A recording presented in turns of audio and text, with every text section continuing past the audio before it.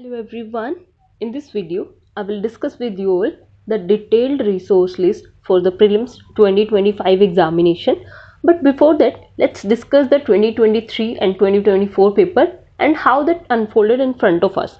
2023 के prelims की अगर हम बात करें तो उससे पहले एक नया पैटर्न इंट्रोड्यूस हुआ था 2022 के पेपर में.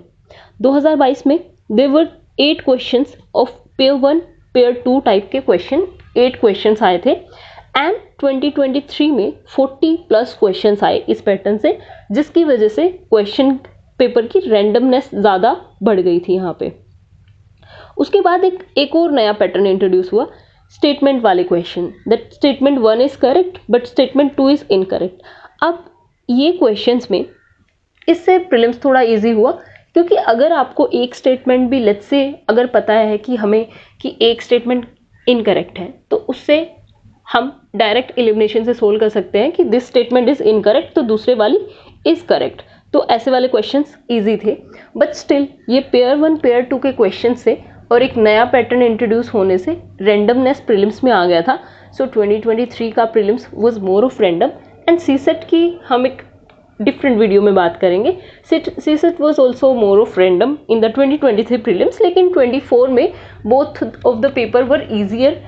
लेकिन 24 में हुआ क्या कि prelims was more of factual, जिसमें कि गेस वर्क का लेस यूज था और नॉलेज के बेस पे हमारे क्वेश्चन सोल्व हो रहे थे.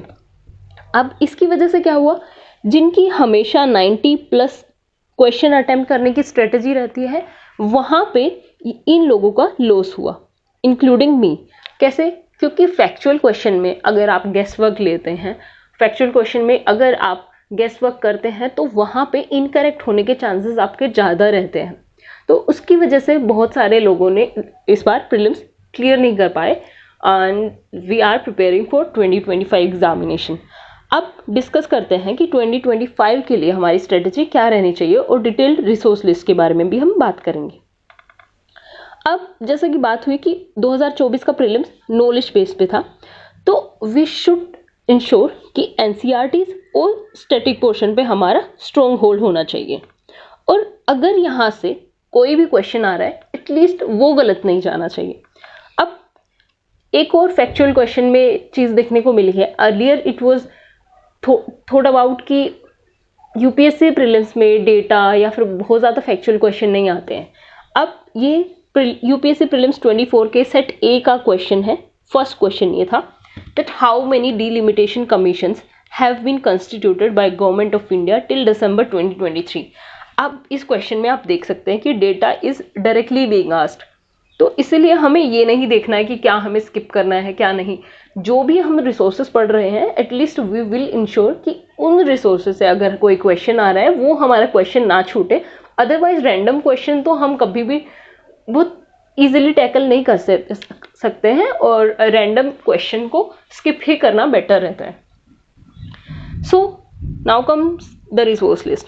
Politically as always Laxmikanth is everyone's favourite, क्योंकि लक्ष्मीकांत से डायरेक्ट क्वेश्चन इस बार एटलीस्ट 20 क्वेश्चंस लक्ष्मीकांत से डायरेक्ट थे पॉलिटी के, और डायरेक्टली सोल्व हो सकते थे वो क्वेश्चंस. तो लक्ष्मीकांत के साथ साथ कॉन्स्टिट्यूशन का ऐप आप डाउनलोड कर सकते हैं, या फिर बेयर एक्ट जो आता है वो आप वो भी परचेज कर सकते हैं.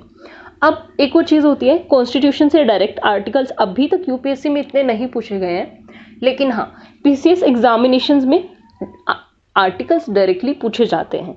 सो इसीलिए लक्ष्मीकांत हमारा बेस मटेरियल है, उसके साथ उसको सप्लीमेंट करना हमें कॉन्स्टिट्यूशन से.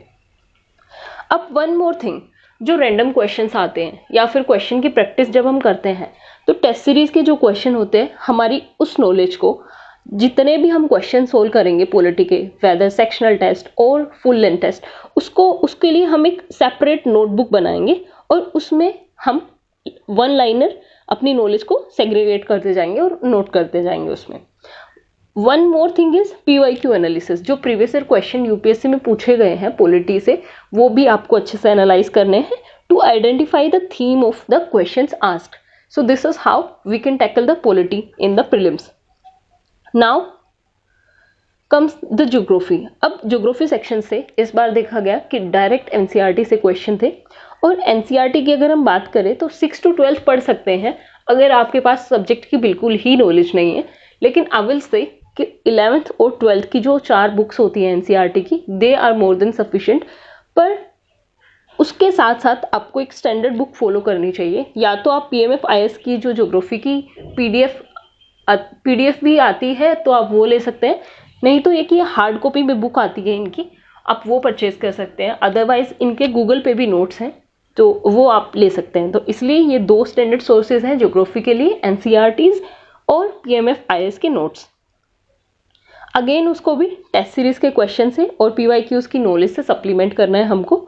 एनवायरनमेंट की अगर हम बात करें, अब एनवायरनमेंट की पहले लोग शंकर आईएएस को फॉलो करते थे, लेकिन that was not a much comprehensive book. अभी लास्ट टाइम मैंने शिवन सर के नोट्स, जो शिवन सर की पीपीटीज आती हैं, तो वो बहुत कॉम्प्रिहेंसिव है। उसमें क्या है, सर ने पूरा सिलेबस को कवर किया है, including species, national parks and everything at one place. या मैं शिवन सर के नोट्स को फॉलो करती हूँ क्योंकि मुझे वो बहुत कॉम्प्रिहेंसिव लगे हैं और मैंने वो एक बार पहले भी पढ़े हैं। तो इसके अलावा एक और सोर्स है मार्केट में, आप वो भी प्रेफर कर सकते हैं। पीएमएफआईएस की बुक आती है एनवायरनमेंट के लिए, आप वो भी परचेज कर सकते हैं। अब इन दोनों में से कोई भी एक करनी है, दोनों नहीं करना है, क्योंकि इतना बल्कि है, सर के भी जो पीपीटीज है 400+ पेजेस की हैं। सो इसलिए दोनों में से एक बुक आप फॉलो कर सकते हैं। Now history.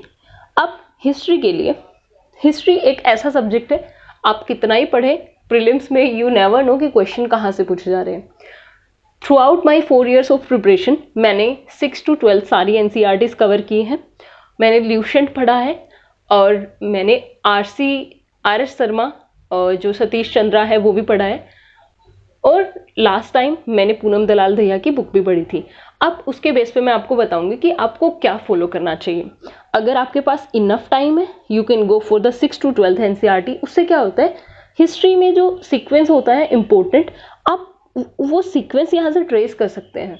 या फिर अगर आपको किसी कोचिंग में नोट्स पढ़ाए जा रहे हैं, आप वो भी फॉलो कर सकते हैं, लेकिन कोचिंग के नोट्स उतने कॉम्प्रिहेंसिव नहीं होते हैं। एनसीईआरटीज स्टिल आपको रीड करनी पड़ती हैं।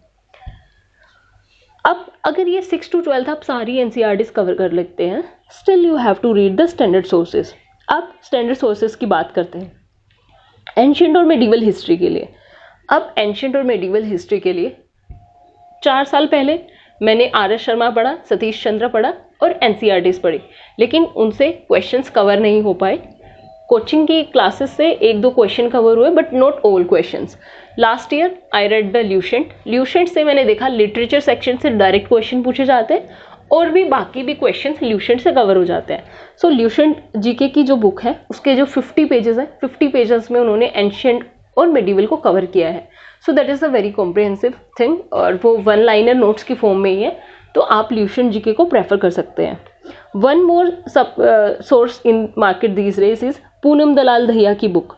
तो इन जो मैम की बुक है, ये बुक भी बहुत कॉम्प्रिहेंसिव है, मेंस और प्रीलिम्स दोनों के लिए बहुत यूजफुल है, लेकिन ये बुक भी बहुत बल्कि है, तो उसको भी पढ़ने में थोड़ा हेक्टिक हो जाती है। लेकिन हाँ, आप इन दोनों में से कोई भी एक सोर्स को फॉलो कर सकते हैं।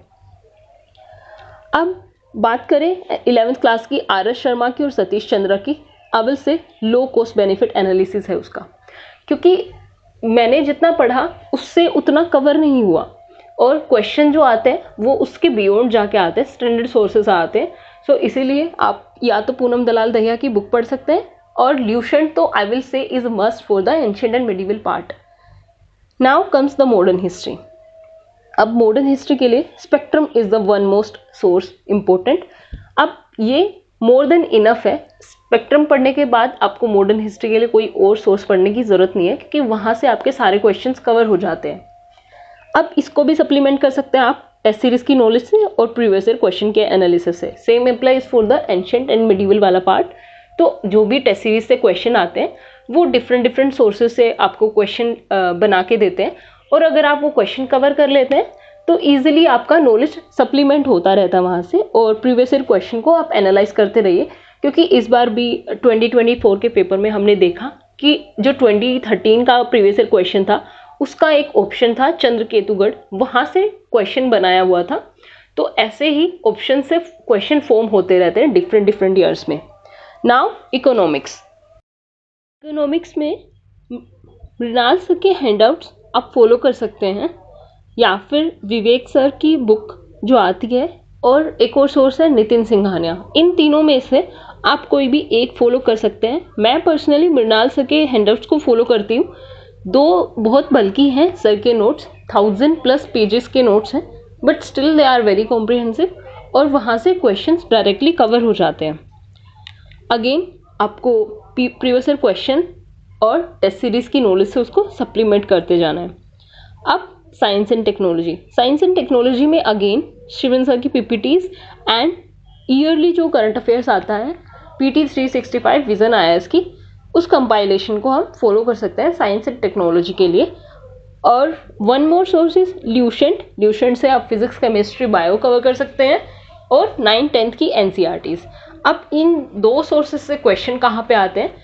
PCS एग्जाम्स में, और जो अदर एग्जाम्स होते हैं UPSC के लाइक CDS, CAPF, वहाँ पे इन दोनों सोर्सेज से हेल्प मिलती है। लेकिन अगर UPSC की बात करें हम सिविल सर्विसेज की, तो उसमें शिवन सर के PPTs और जो PT 365 है वो दोनों बहुत हेल्पफुल है। Now lastly the current affairs. अब करंट अफेयर्स के लिए न्यूज़पेपर इज मस्ट। वाई? क्योंकि न्यूज़पेपर से आपकी ओवर टाइम मेमोरी बिल्ड होती है और क्वेश्चन सोल्व करने में आपको हेल्प होती है। अब इससे क्या होता है कि जो आपका सबकॉन्शियस माइंड होता है, तो उसमें रेगुलरली जब हम एक चीज़ को 3-4 दिन के लिए पढ़ते हैं, न्यूज़ में रहता है जो, वो आपको याद रहता है एक लंबे टाइम तक। उसके साथ आप इधर एक कोई भी मंथली मैगजीन आप फॉलो कर सकते हैं। विजन IAS की जो मंथली मैगजीन आती है, आप वो रिवीजन के लिए, करंट अफेयर्स के लिए यूज़ कर सकते हैं। और अगर आपके पास टाइम कंस्ट्रेंट है तो आप ईयर एंड में जो PT 365 आता है विजन IAS का, आप वो फॉलो कर सकते हैं, जो कि एक बहुत ही अच्छा सोर्स रहता है करंट अफेयर्स के लिए। नाउ ओवरऑल एनालिसिस में I will say one thing, कि जो हमारे स्टैंडर्ड सोर्सेस हैं उनसे अगर कोई भी क्वेश्चन आ जाए, वो हमारा सिंगल क्वेश्चन भी गलत नहीं जाना चाहिए अगर फैक्चुअल क्वेश्चन आ रहे हैं तो। क्योंकि अभी जिस तरीके से प्रीलिम्स रैंडम हो रहा है, उसके अकॉर्डिंगली, उसको देखते हुए, उसको ध्यान में रखते हुए हम एक ही चीज़ सोच सकते हैं कि जितना भी हम पढ़ रहे हैं, एटलीस्ट जो स्टैंडर्ड रिसोर्स लिस्ट हमने फाइनलाइज की है अपने लिए, उसमें से एक भी क्वेश्चन ऐसा नहीं होना चाहिए कि जो गलत जाए। अदरवाइज जो रैंडम क्वेश्चंस होते हैं उनके बारे में तो हम हर बार नहीं सोच सकते हैं, और उनको ध्यान में रख के हमें तैयारी नहीं करनी चाहिए। तैयारी हमें ध्यान में रख के करनी चाहिए कि जो हमारे स्टैंडर्ड सोर्सेज हैं उनमें से हमारे क्वेश्चंस गलत नहीं जाने चाहिए, इतनी हमारी तैयारी होनी चाहिए। और जो फैक्चुअल क्वेश्चंस हैं उन पे I will say that don't be rigid. अभी क्या होता है कि सबकी स्ट्रेटजी ऑलमोस्ट रहती है कि 90+ क्वेश्चंस अटेम्प्ट करने हैं। इस ईयर प्रीलिम्स में मैंने भी यही किया कि 2 फैक्चुअल थे और मैंने 96 क्वेश्चन अटेम्प्ट किए। उसकी वजह से क्या हुआ, नेगेटिव मार्किंग में मार्क्स कट गए and I could not clear it. और यही मेरे साथ नहीं, बहुत सारे लोगों के साथ ऐसा हुआ है इस बार, क्योंकि फैक्चुअल क्वेश्चन में गेस मार्किंग आपकी इनकरेक्ट जाने के चांसेस ज़्यादा रहते हैं। इसीलिए don't be rigid on attempting questions. अपनी स्ट्रेटजी को मोल्ड करना सीखे कि क्वेश्चन पेपर फैक्चुअल आ रहा है तो I will not take the guess mark up to that level, क्योंकि फैक्चुअल क्वेश्चंस में गेस मार्किंग से गलत ज़्यादा क्वेश्चंस होते हैं। मेरा पर्सनल एक्सपीरियंस यही रहा है। अब lastly I will say all the best to me and everyone watching this video. I hope we make it to the list this time, और जो भी हमने स्टैंडर्ड रिसोर्स लिस्ट हमारी फाइनलाइज की है, we stick to that and give our best this time.